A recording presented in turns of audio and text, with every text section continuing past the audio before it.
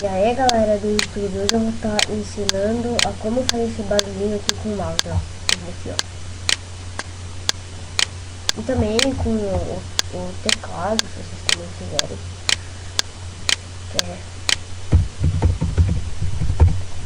Acho que vocês não vão conseguir ouvir, mas eu tô com fone, mas parece uma máquina.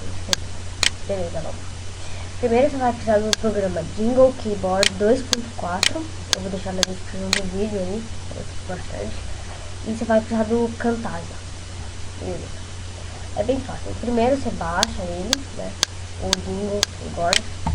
Você executa, instala, aí ele vai estar aqui. Coloca referência. Aí você aqui, botão esquerdo do rack, botão direito. Aí você abre o Camtasia, como eu tô fazendo o vídeo aqui. Efeitos. Aí você clica aqui em Options, como eu tô fazendo um vídeo, não dá pra clicar aqui. Aí vai ter lá, aí você vai no Sound no som lá.